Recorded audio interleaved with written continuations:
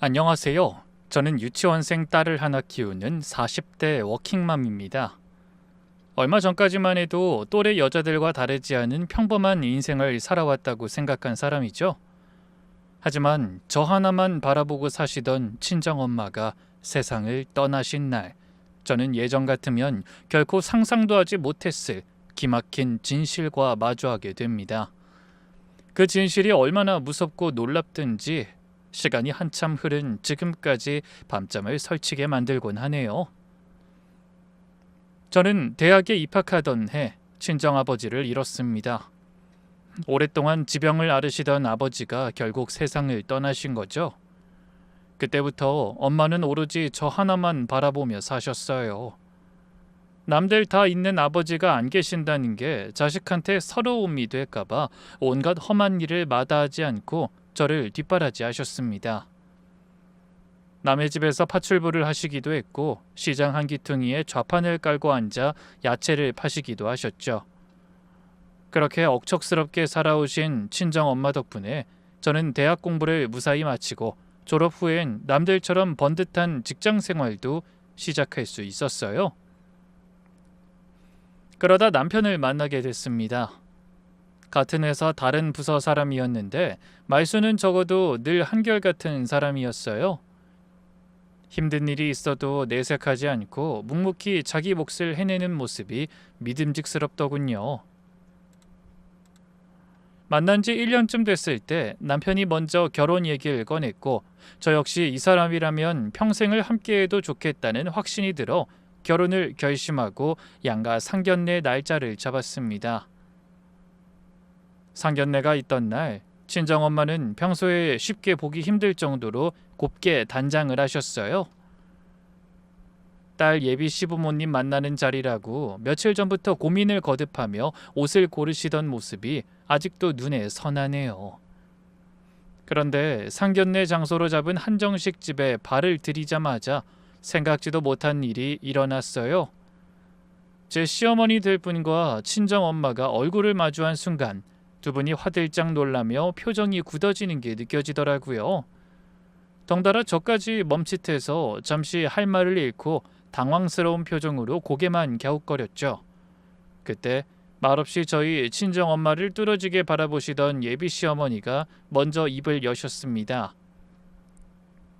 혹시 인숙이 아니야? 그 질문에 친정엄마가 여전히 놀란 얼굴로 말까지 더듬으며 대답하셨어요. 세상에, 너 순자 맞구나. 이게 몇 년 만이야. 그동안 어떻게 지냈어? 알고 보니 두 분은 어릴 적부터 한 동네에서 함께 나고 자란 소꿉친구셨더군요. 젊은 시절 각자의 사정으로 연락이 끊긴 두 분이 수십 년이 지나 자식들을 결혼시키기 위해 예비 사돈으로 다시 만나게 될 줄은 그 자리에 있던 누구도 짐작하지 못했던 일이었죠. 시어머니 될 분은 연신 저희 엄마 손을 붙잡으며 호들갑을 떠셨습니다. 얘, 너 혼자서 이렇게 딸을 예쁘고 반듯하게 키웠어? 어쩜 이렇게 잘 컸을까? 정말 대단하다 너. 그러더니 입에 침이 마르도록 저를 칭찬하시는데 대놓고 그러시니 얼굴이 붉어질 정도로 민망하면서도 한편으론 절 그저 좋게만 봐주시는 것 같아 감사한 마음이 들었습니다. 처음에는 얼떨떨한 표정이던 친정엄마도 이내 옛 친구를 만난 반가움에 얼굴이 환해지셨어요.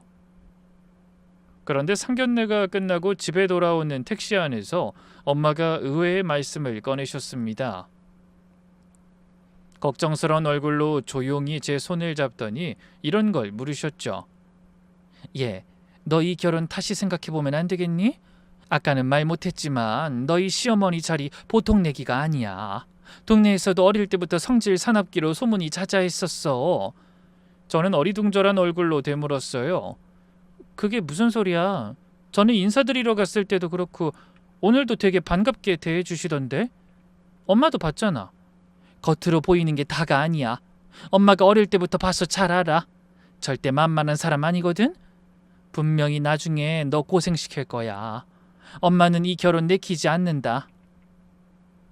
하지만 저는 대수롭지 않게 웃어 넘겼습니다. 엄마는 내가 그 집 아들이랑 결혼하는 거지 시어머니랑 결혼하는 거야? 걱정하지 마. 당연히 분가할 거라 1년에 몇 번 뵙지도 않을 건데 뭐. 그래도 엄마는 힘들게 자란 우리 딸이 시집 가선 시부모한테 사랑만 듬뿍 받았으면 좋겠어. 아무래도 저 자리는 아닌 것 같다. 그런 말씀을 하시는 친정엄마의 표정에서는 무언가 찜찜한 기색이 좀처럼 가시질 않았습니다. 하지만 워낙 펄쩍 뛰니 그 이상 결혼을 말리지는 못하셨어요. 아마 그래서 자식 이기는 부모 없다는 말이 나온 거겠죠. 저희 엄마도 역시 하나뿐인 딸이 간절하게 매달리니 결국에는 마음을 돌리시더라고요. 저는 그런 친정엄마를 어떻게든 안심시켜드리기 위해 노력했어요. 나 이제 어른이야 엄마. 시어머니 성격 좀 세면 어때? 내가 잘 맞춰가면서 살면 되지. 걱정하지 말고 딸 좀 믿어줘. 그렇게 저는 친정엄마의 걱정을 뒤로하고 결혼을 밀어붙였습니다. 결혼식 날 엄마는 제 손을 잡고 유난히 눈물을 많이 흘리셨어요. 물론 딸 시집 보내는 부모들이 우는 거야 흔한 일이지만 저희 엄마의 눈물은 느낌이 조금 달랐습니다. 그저 서운함이나 기쁨이 아니라 뭔가 마음 한구석에 무거운 짐을 올려놓는 듯한 표정이었거든요. 하지만 저는 그 눈물의 의미가 그저 홀로 키운 외동딸을 시집 보내며 느끼는 복잡한 마음일 거라고만 생각했습니다. 엄마는 화장 망가질 정도로 훌쩍이며 말씀하셨어요. 이제 우리 딸이 정말 시집을 가는구나. 엄마 없이도 씩씩하게 잘 살아야 해. 엄마 나 어디 멀리 안 가. 신혼집도 버스로 2정거장인데 뭐. 자주 올 테니까 너무 서운해하지 마셔. 그런 제 말에 엄마는 눈물이 가득한 눈으로 억지로 웃으며 고개를 끄덕이셨어요. 무슨 말을 더 하고 싶으신 것 같았지만 끝내 삼키시는 눈치였습니다. 그렇게 결혼식을 올리고 5년이라는 시간이 쏜살같이 흘렀죠. 다행히 남편은 연애 때나 결혼 후에나 한결같이 성실하고 다정한 사람이었어요. 회사 일로 늦는 날에는 미안해하며 꼭 미리미리 연락을 해왔고 주말이면 항상 저와 아이를 위해 시간을 비워두는 사람이었습니다. 시아버지도 말수 적고 무던한 분이라 제 결혼 생활에 아무런 간섭도 하지 않으셨어요. 그런데 문제는 시어머니였습니다. 보란듯이 결혼 전 저희 친정엄마의 우려가 현실로 나타나더라고요. 어머니는 상견례 자리에서 보여주셨던 그 살가운 모습과는 전혀 다른 분이었어요. 밖에서는 늘 웃는 낯으로 생활하셨지만 며느리인 저에게는 사사건건 트집을 잡고 작은 일에도 서운함을 참지 못하셨죠. 반찬 간이 조금만 안 맞아도 아이 옷을 조금만 마음에 안 들게 입혀도 한마디씩 꼭 잔소리하며 언성을 높이셨어요. 그런 어머니의 행동이 당황스럽기도 하고 가끔은 버텨내기 힘든 날도 있었지만 제가 선택한 결혼이니만큼 최선을 다해 맞추며 살아가려 했었습니다. 그래도 착한 남편과 귀여운 아이 그리고 친정엄마가 계셔서 버틸 수 있었네요. 맞벌이 하던 저에게 큰 힘이 되어주신 게 다름 아닌 친정엄마였거든요. 아이가 태어난 뒤로 엄마는 고단함을 뒤로하고 매일같이 저희 집에 오셔서 아이를 돌봐주시고 집안일까지 거들어 주셨습니다. 아침 일찍 오셔서 저희 내외 출근 준비도 도와주시고 저녁 늦게 퇴근할 때까지 아이 곁을 지켜주셨죠. 하지만 시어머니는 그런 사돈의 수고에 고마운 내색 한번 제대로 안 하셨어요. 오히려 아들 가진 유세라도 하듯 거들먹거리실 때가 많았습니다. 우리 며느린 좋겠네. 친정엄마가 저렇게 다 해주시니 얼마나 편해. 하긴 딸 자식이 이렇게 시집을 잘 왔는데 당연히 친정엄마가 그 정도는 해야지. 세상에 우리 아들만큼 성실한 사위가 어디 흔해? 내 아들이라서가 아니라 요즘 세상에 저렇게 다 갖춘 남자 만나기 쉽지 않지. 그런 말씀을 들을 때마다 마음 한구석이 씁쓸했지만 애써 내색하지 않고 넘겼습니다. 친정엄마가 저를 위해 힘든 몸을 이끌고 와주시는 걸 생각하면 너무나 죄송하고 속상했지만 그런 장모님께 늘 감사함을 표현하는 남편이 있어 그 정도 서운함쯤은 참아낼 수 있다고 생각했거든요. 그래서 오히려 친정엄마 앞에서는 시어머니 때문에 힘든 티를 내지 않으려고 애썼습니다. 안 그래도 눈만 뜨면 딸 걱정만 하시는 분한테 또 다른 걱정거리를 얹어드리고 싶지 않더라고요. 그런데 정작 어머니 본인은 자기가 세상에서 가장 맘 좋은 시어머니인 줄 아신다는 게 어이없었어요. 한 번은 집안 어른들 다 모이는 자리에서 저를 앉혀놓고 이런 말씀을 하신 적도 있었죠. 내가 하도 잘해주니 넌 시집살이가 뭔지도 모르지? 나 젊었을 땐 이렇게 산 거 꿈도 못 꿨는데 아침 저녁으로 무난 인사하고 삼시세끼 매번 다른 반찬으로 해바치고 아휴 요즘 애들 같으면 도망가지. 그럴 때면 저는 그저 말을 아끼며 웃기만 했습니다. 언젠가 하루는 제가 드린 용돈이 성에 안 차시는지 냅다 소리부터 지르시는 날도 있었어요. 너 지금 어린애 과자값 주냐? 요거 받고 내가 창피해서 사람들한테 용돈 받았다고 말이나 꺼낼 수 있겠어? 죄송해요 어머님. 저도 나름대로 노력은 하고 있는데 생각이 모자랐나 봐요. 다음에는 더 신경 쓸게요. 됐어.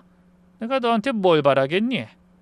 그러게 홀어머니 밑에서 개고생하고 자란 애는 궁상 맞아서 안 된다고 우리 아들을 그렇게 말렸는데 너 아니면 죽는다니 어쩌겠니? 며느리 복 없는 게 내 팔자려니 생각해야지. 알고 보니 시어머니도 제 결혼이 흡족하지 않으셨는데 아들의 고집을 이기지 못해 억지로 허락하신 것 같았어요. 하지만 그건 이미 지난 일인데 결혼한 지 몇 년이나 지나고 아이까지 낳은 마당에도 그런 말씀을 꺼내시는 속내를 영 모르겠더라고요. 그 이후로도 어머니는 말끝마다 남편 걱정을 앞세우며 저를 은근히 깔보는 투로 말씀하셨어요. 물론 그런 말을 들을 때마다 저도 마음이 상했지만 겉으로는 웃으며 넘길 수밖에 없었죠. 남편도 시어머니가 저한테 쌀쌀 맞은 모습을 보이시면 정색하며 자기 어머니를 말렸어요. 하지만 시어머니의 태도에는 전혀 변함이 없었습니다. 그럴 때마다 더 크게 의지가 되는 사람이 바로 친정엄마였죠. 아이가 조금씩 자라면서 어린이집에 다니기 시작한 뒤에도 친정엄마의 도움은 끊이지 않았습니다. 등원 준비부터 하원 후 제가 퇴근할 때까지 아이 곁을 지켜주신 건 늘 친정엄마였어요. 그런데도 저는 명절이나 집안 행사가 있을 때 시댁을 먼저 챙기느라 정작 고생만 하신 친정엄마는 제대로 된 여행 한번 보내드리지 못했네요. 죄송한 마음에 용돈이라도 더 챙겨드리려 하면 엄마는 늘 손사래를 치셨습니다. 힘들게 번 돈 나한테 쓰지 말고 아이한테나 써라. 난 그동안 벌어놓은 쌈짓돈이면 충분해. 몸성에서 이렇게 손주 보러 오는 것만으로도 얼마나 좋은데 딸한테 무슨 돈을 받니? 그 말씀이 얼마나 감사했는지 몰라요. 하지만 그렇다고 아예 수고비를 안 드린 건 아닙니다. 남편의 단호한 태도 때문에 매달 최소한의 금액은 들여왔어요. 남편은 엄마가 매번 괜찮다고 손사래를 치셔도 장모의 손을 꼭 잡으며 이렇게 말했죠. 아닙니다 장모님. 매일같이 힘들게 오셔서 아이 챙겨주시는 게 얼마나 감사한 일인데 적어도 이 정도 성의 표시는 하게 해주세요. 그래야 저희도 마음 편하게 아이 부탁드리죠. 더 넣고 싶어도 장모님이 부담스럽다고 하시니 정말 최소한의 정성만 보여드리는 거예요. 아유 난 괜찮은데. 고맙네. 내가 잘 모아놨다 요긴하게 쓰겠네. 그 모습을 흐뭇하게 바라보던 저는 고마운 친정엄마께도 듬직한 남편한테도 더 잘해야겠다고 다짐하게 됐어요. 그래서 시어머니의 막무가내 같은 성격도 이겨내고 우라통 터지는 속도 꾹꾹 눌러 담으며 하루하루를 버텨냈습니다. 가끔 친정엄마와 단둘이 저녁을 먹을 때면 엄마는 늘 같은 걸 물으셨어요. 너희 시어머니 요즘은 어떠시니? 혹시 힘들면 힘들다고 말해. 엄마한테까지 숨기지 말고. 아니야 엄마 나 진짜 괜찮아. 어머니도 괜히 한 번씩 그러시는 건데 자기 아들 무서워서 정말 크게 괴롭히진 못하셔.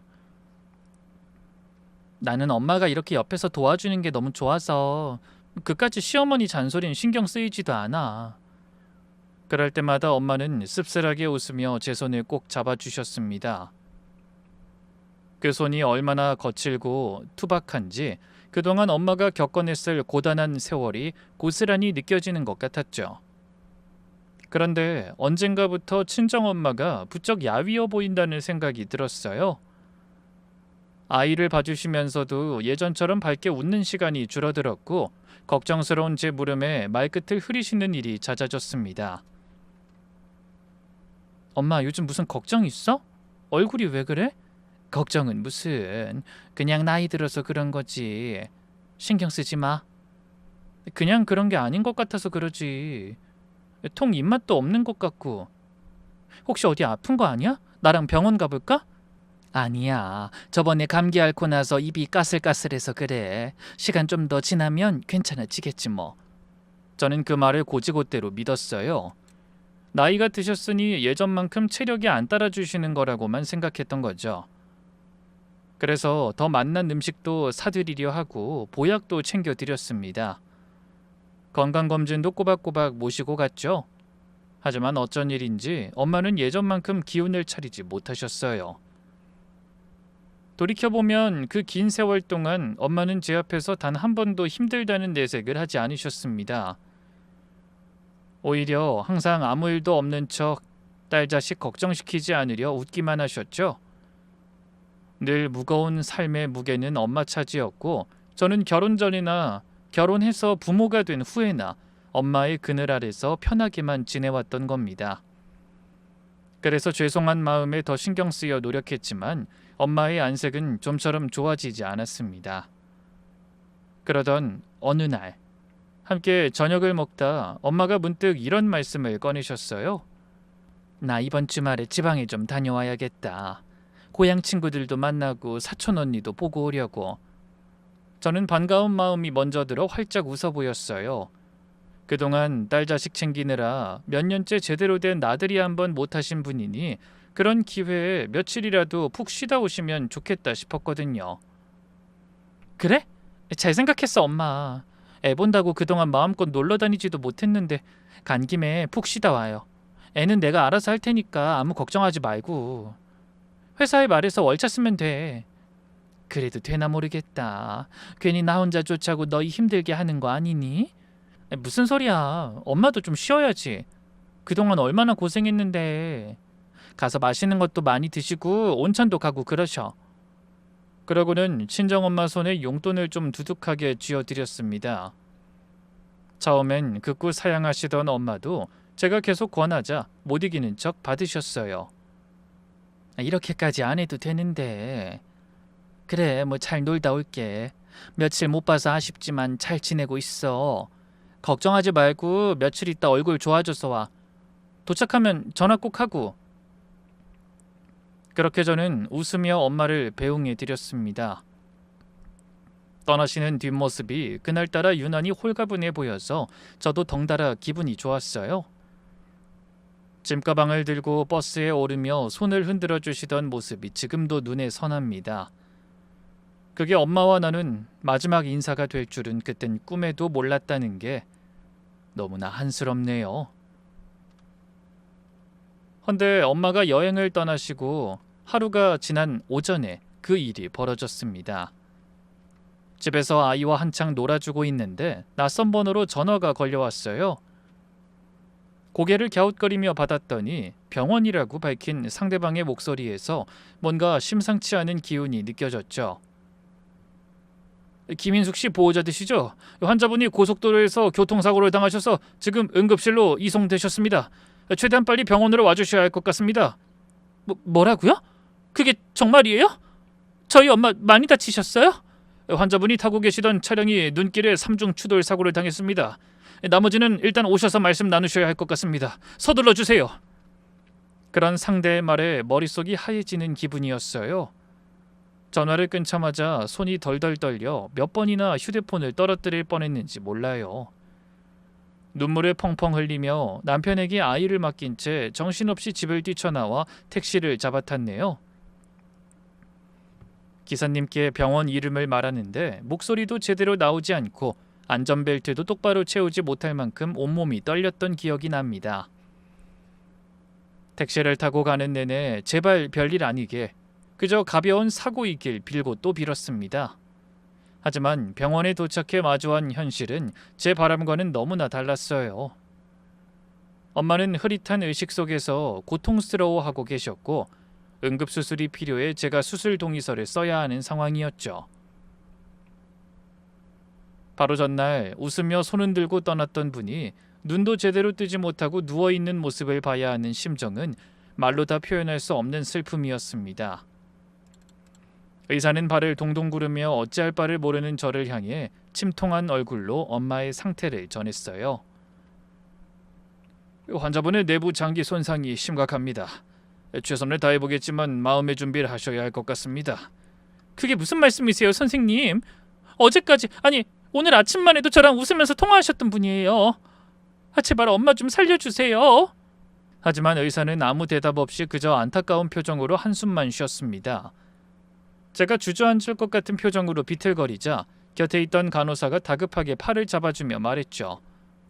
곧 수술 들어가셔야 하니까 인사라도 좀 나누세요. 그 말이 끝나기가 무섭게 저는 몸을 돌려 엄마가 누워 계시는 침대 곁으로 달려갔습니다. 하염없이 흐르는 눈물을 손등으로 닦으며 온몸에 붕대를 감고 고통에 몸부림치는 엄마의 곁으로 다가갔죠. 그렇게 억척스럽고 강단 있게 사시던 분이 숨을 헐떡이며 힘겹게 버티고 계신 걸 보니 눈앞이 아득해지는 기분이었습니다. 저는 찢어질 듯 아픈 가슴을 부여잡고 떨리는 목소리를 가다듬으며 입을 열었어요. 엄마 나왔어. 정신 차려봐. 며칠 푹 쉬다 오려니까 뭐하러 벌써 오느라 그랬어. 더 쉬지. 더 놀지. 그때 가느다랗게 눈을 뜨신 엄마가 저를 알아보시고는 힘겹게 손을 움직이셨습니다. 저는 그 손을 꼭 붙잡고 목 놓아 울었어요. 엄마, 이제 수술하고 나면 다 괜찮아질 거야. 제발 조금만 버텨. 조금만. 그런 제 말에 대답하려는 듯 엄마가 마지막 힘을 쥐어짜내며 입술을 달싹이셨습니다. 저는 얼른 귀를 엄마 입술 가까이 가져다 댔어요. 빨리 집에 가서 서랍장 일기 꼭 봐. 숨이 넘어갈 듯한 목소리로 겨우 그 말씀을 하시더니 제 손을 조금 더 세게 쥐셨습니다. 저는 그게 무슨 뜻인지도 모른 채 그저 고개만 끄덕였어요. 응, 엄마 볼게. 꼭 볼게. 그러니까 정신 놓지 마. 응? 미안하다. 정말 미안해. 그 말의 끝으로 엄마의 손에서 힘이 스르륵 빠져나갔습니다. 삐하는 기계음이 주위를 가득 채웠고 의료진이 급하게 달려들어 심폐소생술을 시작했지만 엄마는 끝내 다시 눈을 뜨지 못하셨어요. 수술이라도 해봤으면 한이라도 덜 남았을 텐데 너무나 응급한 상황이라 손써볼 새도 없이 황망하게 떠나버리신 겁니다. 저는 그 자리에 주저앉아 엄마를 부르고 또 불렀습니다. 하지만 아무리 애타게 불러도 대답은 돌아오지 않았고 힘들게 저를 지켜주시던 친정엄마는 60을 간 넘긴 나이에 그렇게 허무할 정도로 갑자기 세상을 떠나셨어요. 잠시 후 정신없는 와중에 빈소가 차려졌습니다. 영정사진 속 엄마는 그저 평온하게 웃고 계셨죠. 저는 그 앞에 앉아 몇 시간이고 눈물만 쏟아냈습니다. 장례를 준비하는 동안 직원들이 하나둘 다가와 이것저것 절차에 관해 물었지만 그 어떤 말도 제대로 귀에 들어오지 않았어요. 그런 저를 대신해 남편이 상주 노릇하며 장례 절차와 발인 준비로 바쁘게 뛰어다녔죠. 그러면서도 틈틈이 제 곁으로 와 등을 두드려 줬고 시아버지도 텅 빈 빈소에 일찌감치 조문으로 오셔서 안타까운 얼굴로 위로의 말씀을 건네주셨습니다. 얼마나 상심이 크니. 그래도 마음 단단히 먹고 며칠만 견디면서 어머니 잘 보내드려라. 오느라 얼굴이 엉망이 된 저는 시아버지를 향해 여전히 울먹이며 대답했습니다. 네 아버님, 이렇게 와주셔서 감사해요. 그런데 이상하게도 시어머니의 모습은 보이지 않았습니다. 상견례 자리에서 그렇게 반갑게 손을 맞잡던 옛 친구의 부고인데도 말이죠. 남편한테 슬쩍 물어보니 이런 말이 돌아왔어요. 오래 알던 사이시니 마음이 많이 안 좋으신지 당장 따라 나올 채비를 못 하신 모양이야. 나중에 따로 들린다고 하셨다니까 기다려보자. 정신없는 와중에도 그런 모호한 말이 어쩐지 마음에 걸렸지만 슬픔에 짓눌려 더 깊이 생각할 여력이 없었습니다. 헌데 그렇게 넋을 놓고 앉아있던 중 문득 엄마가 마지막으로 남기신 말씀이 떠올랐어요. 빨리 집에 가서 서랍장의 일기장을 꼭 봐달라고 하셨던 그 말씀 말이죠. 대체 그 일기장이 뭐길래 숨이 넘어가는 순간까지 그런 말씀을 남기신 걸까? 왜 그렇게 미안하다고 하신 거지? 궁금증과 불안이 동시에 밀려왔습니다. 평생을 자식 걱정만 하며 사신 분이 마지막 순간 밥 잘 챙겨 먹으라거나 몸 조심하라는 흔한 말 대신 하필 일기장을 봐달라고 하셨다는 게 자꾸 마음에 걸리더라고요. 장례 준비가 한창 진행 중이었지만 저는 도무지 그 말씀을 마음에서 떨쳐낼 수가 없었습니다. 아직 본격적으로 조문객이 오기 시작하는 시점도 아니라 빈소도 조용하길래 남편에게 다가가 힘없이 말했어요. 여보, 나 잠깐만 나갔다 올게. 엄마가 마지막으로 남긴 말이 있어서 꼭 확인해 봐야 할 것 같아. 지금? 아직 장례 준비도 다 안 끝났는데? 미안해. 금방 다녀올게. 이것만은 꼭 확인하고 와야 마음이 놓일 것 같아서 그래. 남편은 걱정스러운 얼굴이었지만 제 고집을 꺾지 못하고 결국 고개를 끄덕여줬습니다. 그래서 저는 상복 차림 그대로 택시를 잡아타고 친정집으로 향했어요. 창밖으로 스쳐 지나가는 익숙한 동네 풍경을 보면서도 마음 한구석엔 알 수 없는 두려움과 불안이 계속 차올랐습니다. 어릴 적 등하교 때마다 지나던 골목, 엄마와 함께 장을 보러 다니던 시장 어귀가 눈에 들어왔지만 그 어떤 것도 예전처럼 정겹게 느껴지지가 않았어요. 평생을 저 하나만 바라보고 사셨던 엄마가 죽음을 눈앞에 두고도 끝까지 놓지 못했던 말씀의 의미가 무엇이었는지 온통 그 생각만 머릿속에 가득했죠. 친정집 대문 앞에 도착했을 땐 이미 해가 뉘엿뉘엿 저물어가고 있었어요. 늘 엄마의 온기로 가득하던 그 작은 집이 그날따라 유난히 적막하게 느껴지더군요. 현관문을 열고 들어서자 엄마가 아끼시던 화분대, 손때 묻은 살림살이가 그대로 눈에 들어왔습니다. 부엌 싱크대 위에는 며칠 전 담가두신 듯한 김치통까지 그대로 놓여 있었어요. 그 모든 게 그대로인데 정작 주인만 세상에 없다는 사실이 새삼 사무치도록 가슴 아프게 다가왔습니다.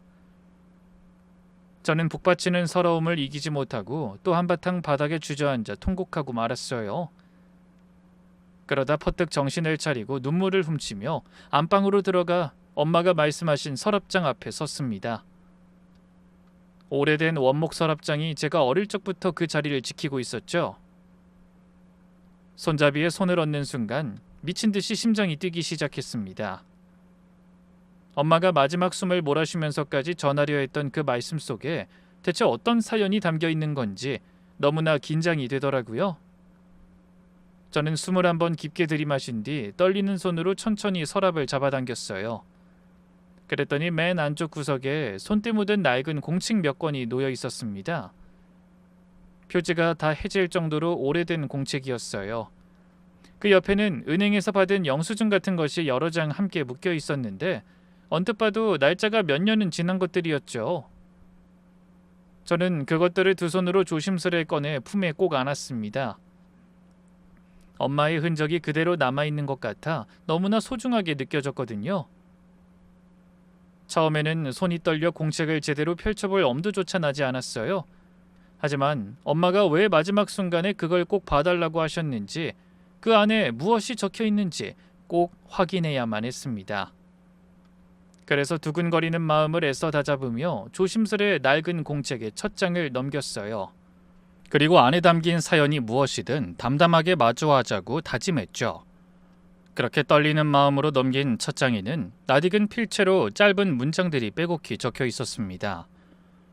날짜별로 정리된 일기 형식이었는데 처음 몇 장은 그저 평범한 일상의 기록이었어요. 손주가 첫 걸음마를 뗀 날, 제가 승진했다고 좋아하던 날 같은 소소한 이야기들이었죠. 그런데 페이지를 넘길수록 분위기가 달라지기 시작했습니다. 오늘도 순자한테서 전화가 왔다. 또 돈 얘기다. 이러다간 정말 큰일이 날 것 같은데 딸한텐 차마 말을 못하겠다. 순자가 또 그 얘기를 꺼냈다. 입 다물고 있는 대가로 이번엔 얼마를 보내라는 건지, 언제까지 이렇게 살아야 하나? 일기 곳곳에 적힌 문장들을 읽어내려가는데 손이 부들부들 떨려왔습니다. 순자라면 다름 아닌 시어머니의 성함이었으니까요. 저는 몇 번이고 눈을 비비며 다시 그 대목을 읽어봤어요. 혹시 제가 잘못 본 건 아닌지, 순자라는 이름에 다른 사람이 있는 건 아닌지 몇 번이나 되짚어봤지만 앞뒤 문맥으로 보아 분명히 시어머니가 틀림없었습니다. 게다가 서랍 안에 함께 있던 은행 송금 영수증을 하나씩 살펴보니 전부 시어머니 명의의 계좌로 송금한 내역의 영수증이었어요. 어떤 날은 100만 원, 어떤 날은 200만 원씩 몇 년에 걸쳐 꾸준히 돈을 보내온 기록이었죠. 엄마의 빤한 살림에 그런 큰 돈을 꾸준히 시어머니께 송금해왔다는 사실이 도무지 믿기지 않았습니다. 대체 두 분 사이에 무슨 일이 있었기에 친정엄마가 그렇게 시어머니에게 돈을 보내야 했던 걸까요? 저는 아무리 생각해봐도 짐작조차 되지 않는 일이었습니다. 그렇게 머릿속이 뒤엉킨 채로 일기장을 몇 장 더 넘기다 마지막 페이지에서 손이 멈췄어요. 이제 정말 한계다. 더는 이렇게 못 살겠다. 아직은 딸한테 모든 걸 털어놓을 용기가 안 나지만 언젠가는 그 아이도 알아야 할 것 같다. 내가 잘못한 게 있다면 다 내 몫이지 그 아이 잘못은 아니니까. 그 문장을 읽는 순간 온몸에 소름이 돋았습니다. 하지만 아무리 생각해봐도 저는 엄마가 도대체 뭘 잘못하셨다는 건지, 저한테 알려야 할 일이라는 게 뭔지 감이 잡히지 않더군요. 다만 한 가지는 분명했습니다. 일기장에 적나라하게 적힌 엄마의 근심과 시름의 원인에는 시어머니가 계신다는 사실이었죠. 그동안 친정엄마가 부쩍 야위어 가시던 이유도, 입맛을 잃고 한숨을 내쉬시던 이유도 전부 그것 때문이었다는 확신이 밀려왔습니다. 저는 일기장과 영수증 뭉치를 챙겨들고 자리에서 벌떡 일어났어요. 당장 시어머니를 만나 저희 엄마와 무슨 일이 있었는지 따져 물어야만 한다는 생각이 들었거든요. 잠시 후 친정 대문을 박차고 나와 택시를 타고 시댁으로 향하는 내내 만감이 교차했습니다. 오랜 고향 친구인 두 사람 사이에 대체 무슨 사연이 있었던 건지, 엄마가 왜 하필 사돈이 된 상대에게 돈을 뜯기며 살아야 했는지 도저히 이해할 수가 없더라고요. 그래서 택시를 타고 가는 동안에도 일기장을 펼쳐 계속 다른 내용들을 훑어보았지만 구체적인 이유까지는 적혀 있지 않았습니다. 그저 엄마가 저에게 미안해하시며 언젠가는 밝혀야 할 일이라고 다짐하시는 짧은 문장들이 곳곳에 적혀 있을 뿐이었죠. 일기장을 읽으면 읽을수록 마음 한구석에서는 궁금증이 걷잡을 수 없이 커져만 가고 시어머니에 대한 분노가 스멀스멀 피어올랐습니다. 한참을 달려 시댁 골목어귀에 들어서자 익숙한 대문이 눈에 들어왔어요. 결혼하고 제사와 명절 때마다 수도 없이 드나들었던 그 문이 그날따라 유난히 낯설게 느껴지더군요. 입술을 깨물며 배를 누르자 곧 문이 열리고 시어머니가 눈을 동그랗게 뜬 채 놀란 얼굴로 저를 맞으셨습니다. 아니, 네가 여기 무슨 일로 왔니? 장례식장에 있어야 할 시간 아니야? 시어머니는 위로의 말에 건네지도 못할 만큼 놀라신 모양이었어요. 그러다 갑자기 생각났다는 듯 어색한 말투와 표정으로 말씀하셨죠. 많이 힘들지? 갑자기 이런 일 당해서 어떡하니? 그래도 마음 추스르고 잘 보내드려라. 하지만 저는 아무 대답도 하지 못한 채 그저 시어머니를 뚫어지게 바라보기만 했습니다. 결혼 후 5년 넘게 저를 못마땅해 하고 저희 엄마한테 돈을 뜯어내신 분이 태연하게 위선을 떨고 있는 모습을 마주하니 이상하게 화가 나는 대신 헛웃음이 새어나오려 했어요. 그런데 시어머니는 제 침묵의 의미를 전혀 다른 방향으로 받아들이시는 눈치였습니다. 혹시 너 내가 장례식장에 못 가서 서운해서 찾아왔니? 근데 이번엔 네가 이해를 좀 해줘야겠다. 내가 어제 허리를 좀 삐끗했거든. 너희 시아버지가 대신 가셨으니 섭섭해하지 말아라. 알겠지? 그리고 마침 잘 됐구나. 너 온 김에 밥이나 좀 해놓고 가라. 내가 도저히 혼자 밥해 먹을 상황이 아니라서 말이야. 그 말을 듣는 순간 저는 귀를 의심했습니다. 오랜 벗의 부고 앞에서 그것도 장례를 치르다 말고 달려온 며느리에게 아무렇지도 않은 표정으로 밥을 해놓고 가라니 기가 막히더군요. 아무리 저를 못 잡아먹어서 안달하던 시어머니라도 갑작스럽게 모친상을 당한 며느리에게 그런 말을 태연히 꺼낼 수 있다는 게 믿기지 않았어요.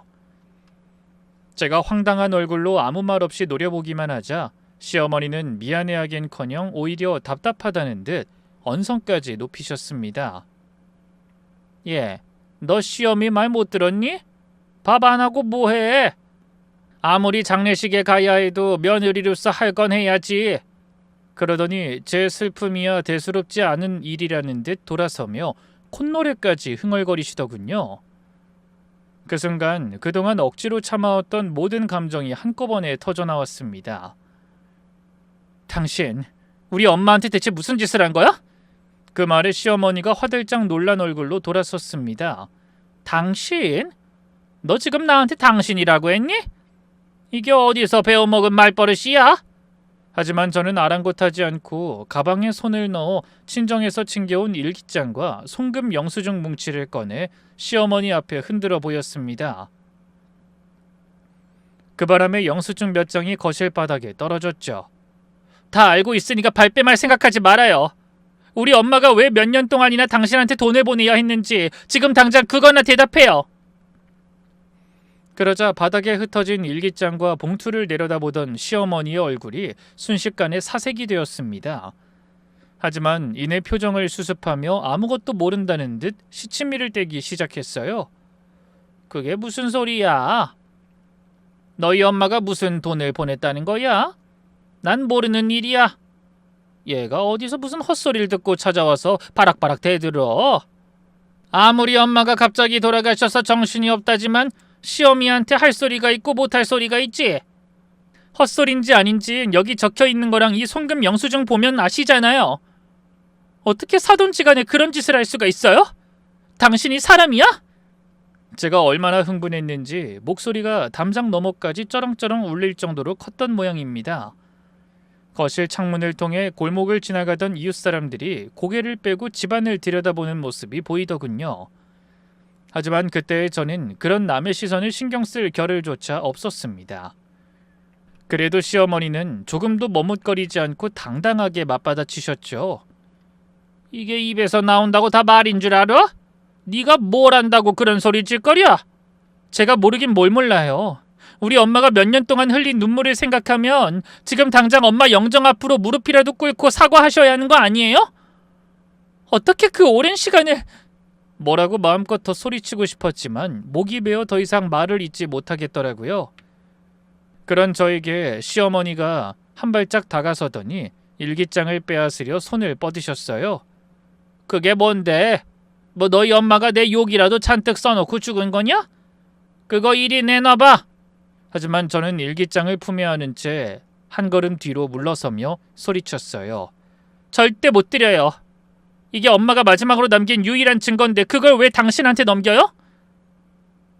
그렇게 서로 언성을 높이며 팽팽하게 대치하고 있을 때 갑자기 대문이 열리는 소리가 들렸습니다. 놀라서 고개를 돌려보니 남편과 시아버지가 심각한 얼굴로 마당으로 들어서고 있었어요. 사실 저는 시댁으로 오는 택시 안에서 남편에게 짤막한 메시지를 남겼더랬습니다. 빈손은 친척에게 잠시 맡겨두고 당장 시댁으로 와달라고. 무슨 일인지는 와서 설명하겠다고요. 그래서 갑작스러운 제 연락에 놀란 남편이 시아버지까지 모시고 곧장 시댁으로 달려온 모양이었죠. 여보, 이게 다 무슨 소리야? 엄마랑 무슨 일이 있는 거야? 남편이 당황한 얼굴로 저와 시어머니를 번갈아 쳐다봤습니다. 시아버지도 낯빛이 굳은 채로 바닥에 떨어진 영수증 몇 개를 내려다보시고는 저를 향해 물으셨어요. 아가, 대체 무슨 일이길래 빈소까지 비워두고 여기 와서 이렇게 소란이니? 며느리가 시어머니한테 당신이라는 건 또 무슨 소리고? 시아버지의 물음에 시어머니가 재빨리 끼어들며 상황을 무마하려 하셨습니다. 별거 아니에요, 여보. 얘가 엄마 잃고 정신이 없어서 잠깐 착각을 한 모양인데. 하지만 저는 목에 핏대를 세우며 외쳤죠. 착각 아니에요, 아버님. 저 지금 정신 아주 멀쩡해요. 그렇게 단호하게 소리치며 품에 안고 있던 일기장을 시아버지 앞에 내밀었습니다. 아버님도 이걸 좀 보셔야 할 것 같아요. 어머니가 그동안 저희 친정 엄마한테 무슨 짓을 해오셨는지 여기 다 적혀 있어요. 시아버지는 영문을 모르겠다는 표정으로 일기장을 받아들어 몇 장 넘겨보셨습니다. 그 와중에도 시어머니는 계속 언성을 높이며 그 상황에서 벗어나기 위해 발악하셨어요.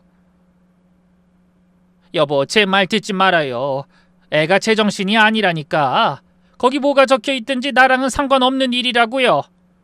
하지만 일기장을 읽던 시아버지의 표정은 이미 딱딱하게 굳어 있었고 믿기지 않는다는 듯한 표정으로 어머니를 향해 입을 여셨죠. 여보, 이게 다 무슨 소리야? 안사돈한테 돈을 받았다니? 이게 정말 사실이야? 그런 시아버지의 물음에 어머니는 아무 대답도 하지 못한 채 그저 입술만 파르르 떨고 계셨어요. 남편도 그 상황이 답답한지 시아버지의 곁으로 다가가 일기장을 함께 들여다보았습니다.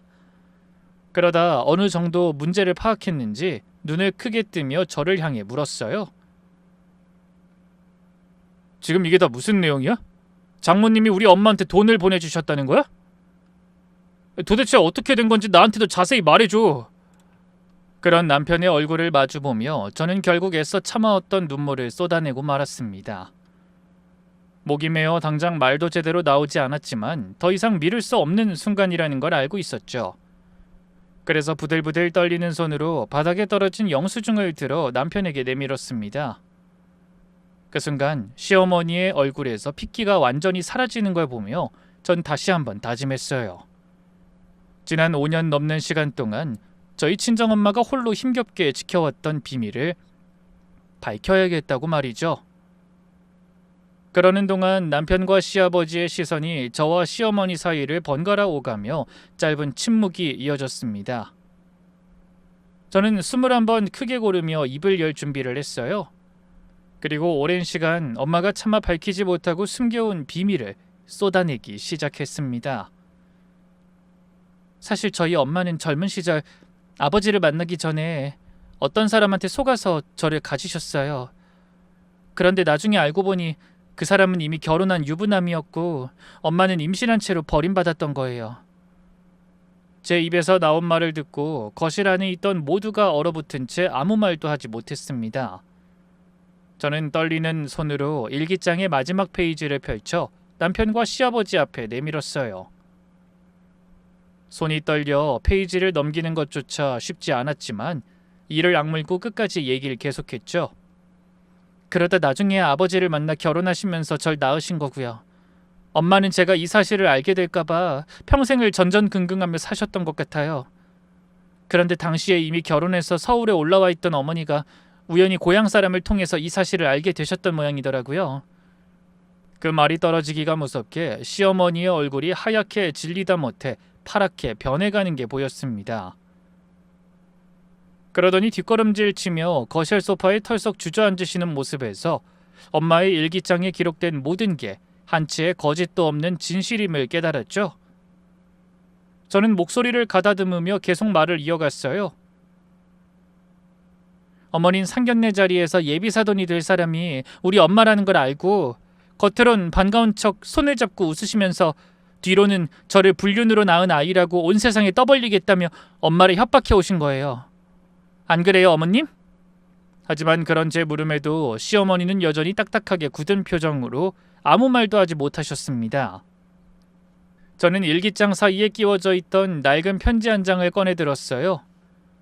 친정엄마가 미처 전하지 못한 편지였죠. 이것도 보세요. 친정에서 여기로 오는 택시 안에서 일기장에 끼워져 있던 걸 우연히 발견했어요. 어머니가 그 일을 알고 계신 이상 엄만 평생 죄인처럼 살아야 하는 것 같아 고민하다가 이 편지를 써놓게 됐다고 적혀 있어요. 언젠가 마음의 준비가 되면 저한테 전하려고 하셨다면서. 시아버지가 믿을 수 없다는 표정으로 어머니를 향해 소리쳤습니다. 여보, 이게 사실이야? 당신이 며느리 출생의 비밀을 가지고 그런 짓을 했다는 거야? 도대체 그렇게 돈을 뜯어서 뭐 하려고 그랬어? 하지만 시어머니는 아무 대답도 못한 채 손으로 얼굴을 감싸며 어깨만 떨고 계셨습니다. 그 모습을 보던 남편까지 참았던 분노를 터뜨렸죠. 엄마, 뭐라고 말씀 좀 해보세요. 도대체 왜 그러셨어요? 겉으론 고향 친구라면서 웃으시더니 뒤로는 그런 돈을 뜯고 계셨던 거예요? 그제야 시어머니가 눈물로 범벅이 된 얼굴을 치켜들며 소리치셨어요. 아니야. 내가 뭘 뜯었다고 그래. 걔가 알아서 보내준 거지. 내가 억지로 달라고 한 게 아니라고. 자기가 떳떳하지 못하니까 미리 겁을 먹고 그런 거라니까. 나는 며느리가 충격받을까봐 비밀을 지켜준 것밖에 잘못한 게 없다고. 시어머니가 발뺌하듯 소리쳤지만 그 목소리엔 이미 자신감이 빠져 있었습니다. 곁에서 이 모습을 지켜보시던 시아버지가 믿을 수 없다는 듯 고개를 저으며 다시 물으셨어요. 보내준 거라니? 안 싸더니 왜 그냥 돈을 보내? 당신이 뭐라고 한마디 했으니까 그런 거 아니야?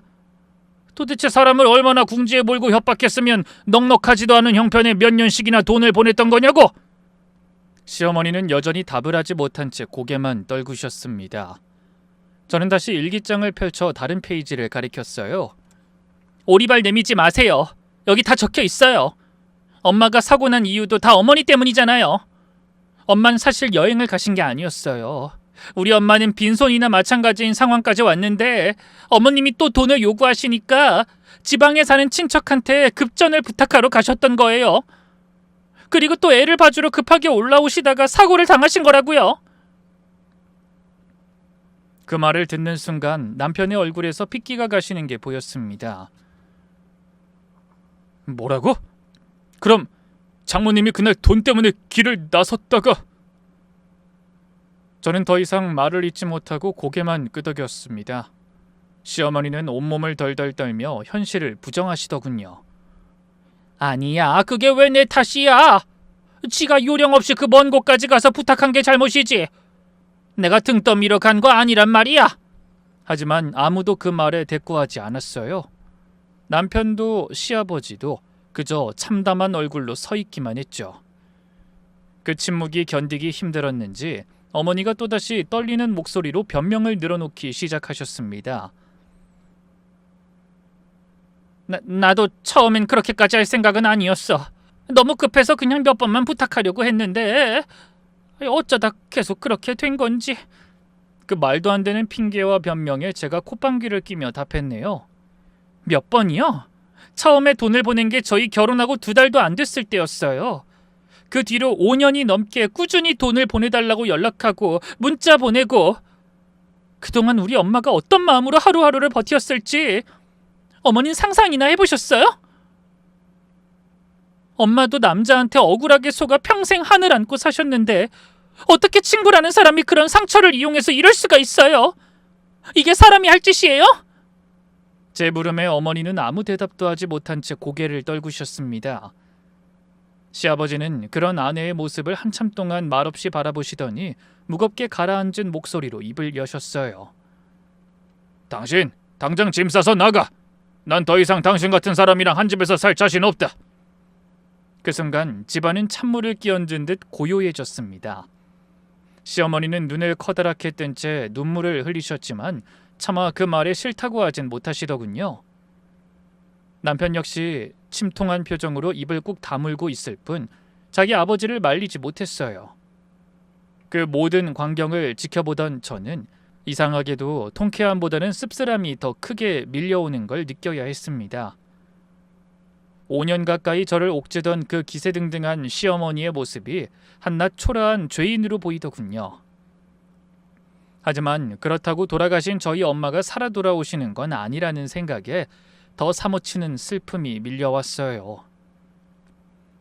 그런 일이 있고 며칠 후 저는 경찰서를 찾아가 시어머니를 협박과 공갈 혐의로 정식 고소했습니다. 친정엄마의 일기장과 송금 내역, 그리고 눈물로 써내려갔을 편지까지 증거로 함께 제출했죠. 남편도 그날 저와 함께 경찰서에 동행해줬어요. 접수를 마치고 나오는 길에 제가 남편을 향해 물었습니다.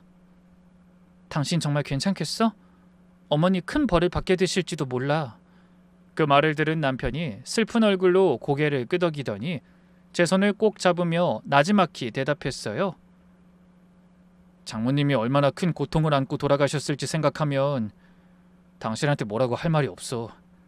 아무리 자식이지만 이번 일만큼은 그냥 넘어갈 수가 없다는 것도 알고, 이렇게라도 엄마가 지난 시간을 반성하고 죄를 뉘우치시길 바라야지.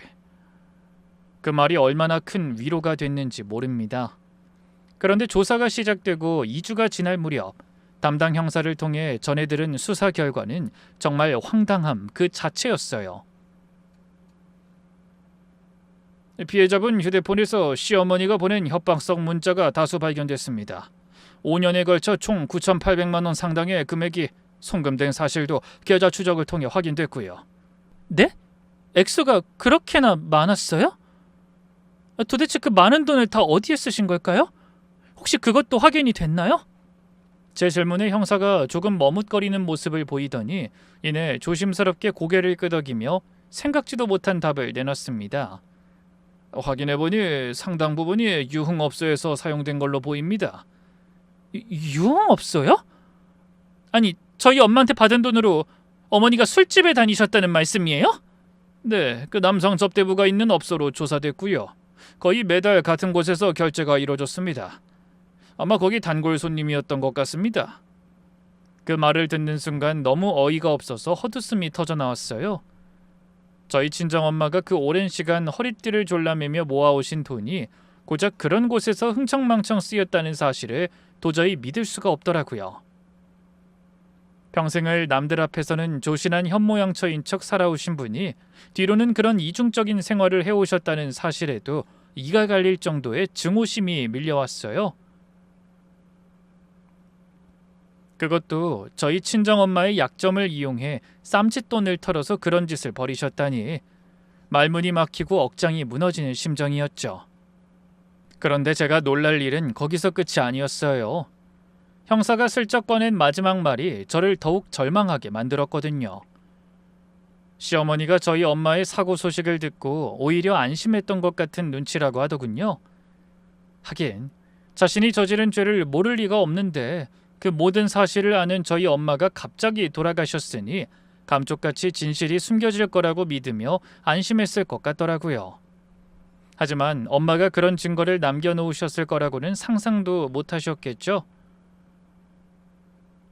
그날 이후로 한동안 저는 편히 잠들지 못하고 잠을 설치며 울어야 했습니다. 억울하게 돌아가신 엄마에 대한 죄송함과 시어머니를 향한 분노로 정상적인 생활을 이어가기가 힘들 지경이었거든요. 결국 시어머니는 법정에서 재판까지 받아야 하는 상황에 놓이셨어요. 재판 과정에서 시어머니 측 변호인은 저희 엄마가 자발적으로 도와준 거라고 말도 안 되는 변론을 늘어놓으며 무죄를 주장하더군요. 하지만 수많은 협박성 문자와 엄마의 괴로운 심경이 잔뜩 담긴 일기장을 근거로 그런 주장은 받아들여지지 않았고 시어머니의 협박과 갈취는 죄로 인정되어 집행유예를 선고받으시게 됐죠. 죄는 명백하지만 초범인 점과 연세가 많으신 상황을 고려해 옥살이는 면하게 해준 것 같더라고요. 비록 실형은 아니었지만 저는 온 세상에 시어머니의 민낯과 저희 엄마의 억울함을 알린 것만으로도 충분히 만족했습니다. 판결이 나던 날 시아버지는 법정을 나서며 조용히 이혼 절차를 밟겠다고 말씀하셨어요.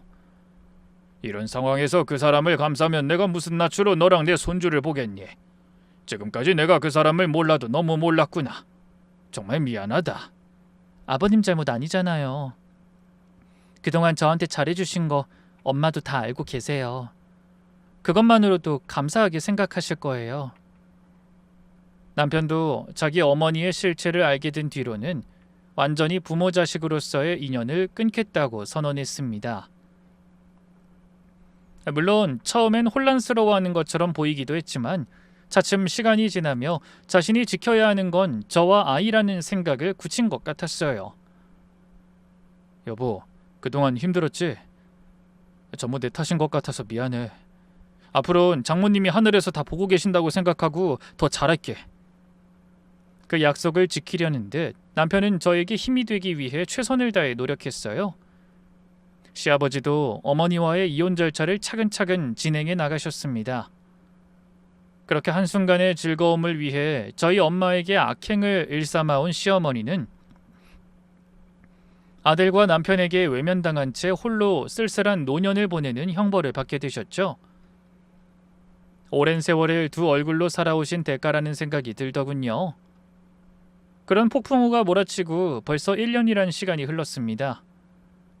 얼마 전 친정엄마가 잠들어 계신 납골당에 찾아간 저는 오랜만에 만난 엄마와 마음속으로 많은 이야기를 나눴어요.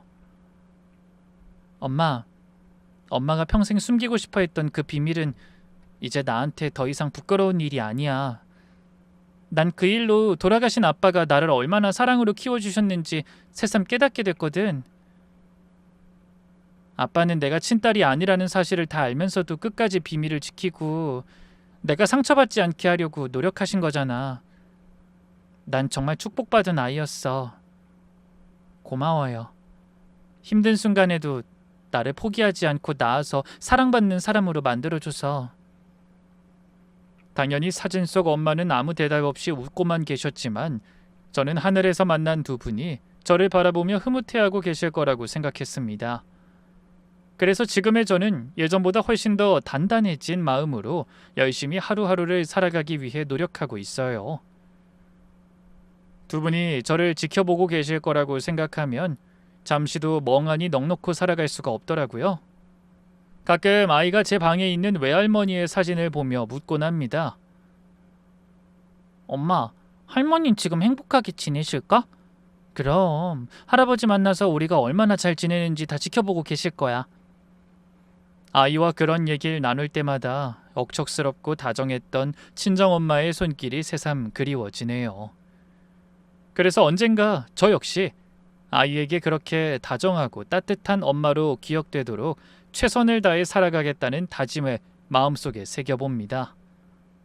어쩌면 그게 엄마가 저에게 남긴 마지막 가르침이 아닌가 하는 생각이 들거든요. 그럼 이 사연을 함께 하신 여러분도 가족의 귀한 사랑을 가슴 깊이 느끼는 하루 보내시길 바라며 저는 이만 물러가겠습니다. 감사합니다.